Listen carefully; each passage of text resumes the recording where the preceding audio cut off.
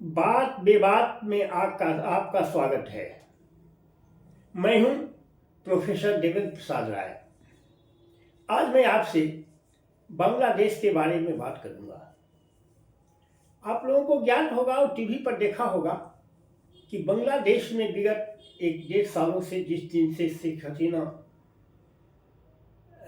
निर्वासित हुई हैं और मोहम्मद यूनुस ने कार्यभार संभाला है, उस दिन से सांप्रदायिक हिंसा यानी हिंदुओं पर अत्याचार बांग्लादेश में बढ़ गया है।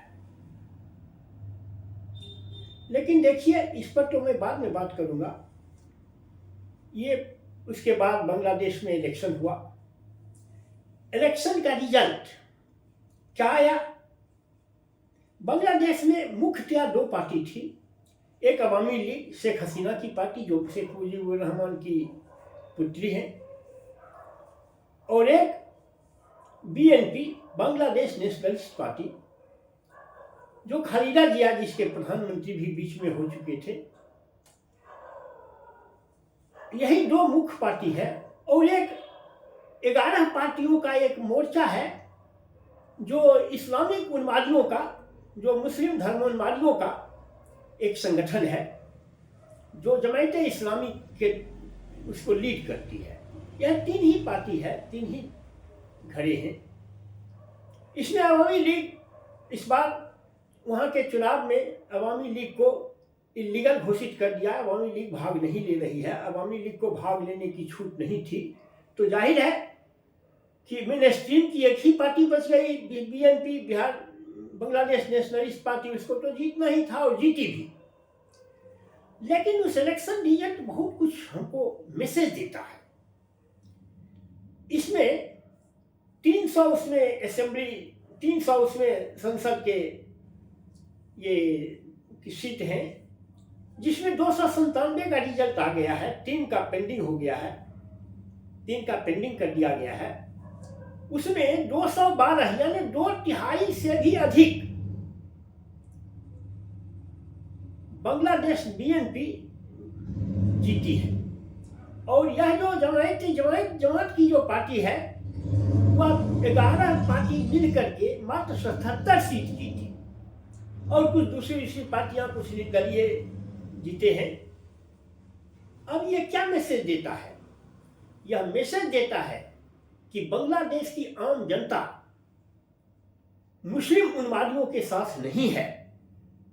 बांग्लादेश की आम जनता शांति चाहती है और सुकून चाहती है और धर्मनिरपेक्षता चाहती है।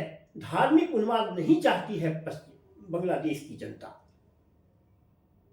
यह तो इसी से जाहिर होता है कि जो बीएनपी को 2/3 से भी अधिक बहुमत मिलना, यह साबित करता है। तब आप कहेंगे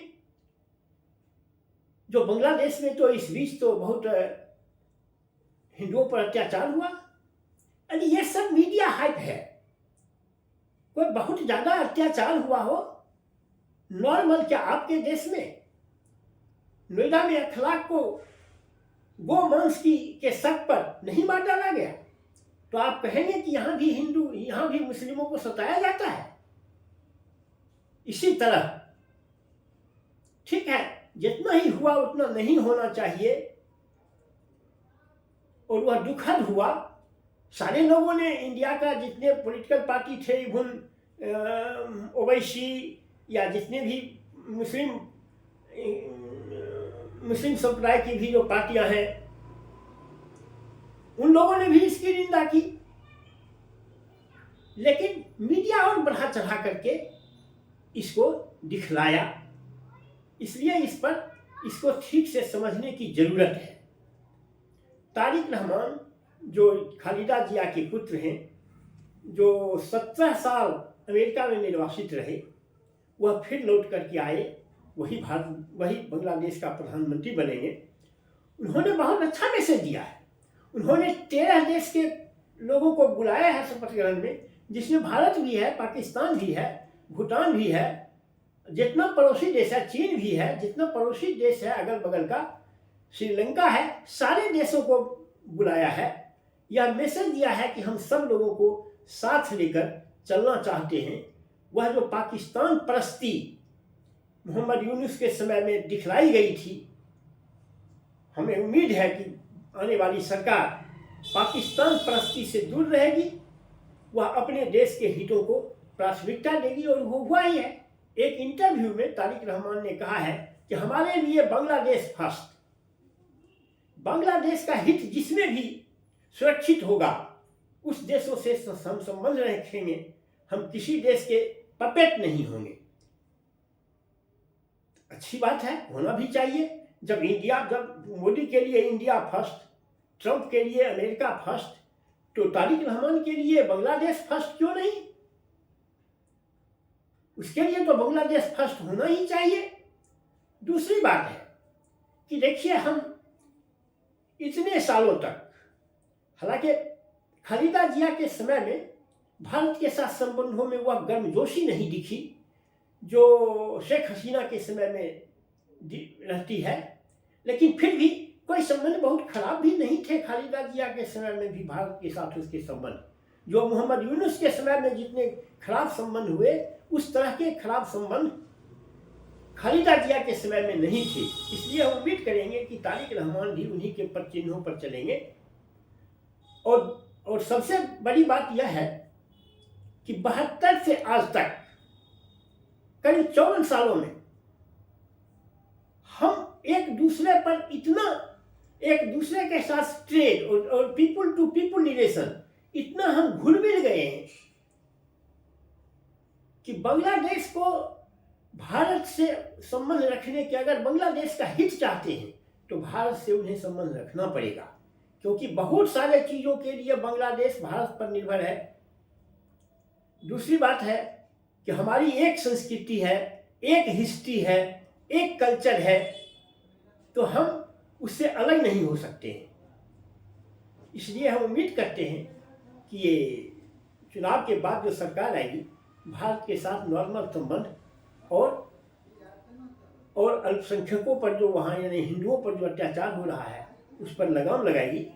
लगाम तो खुद ही जिस समय जमायत इस्लामी हार गई, वह तो यह सोची थी कि हम धार्मिक उन्माद फैलाएंगे, जनता हमें जिता देगी, लेकिन पश्चिम बंगाल ने उनके आशाओं पर तो खारापात कर दिया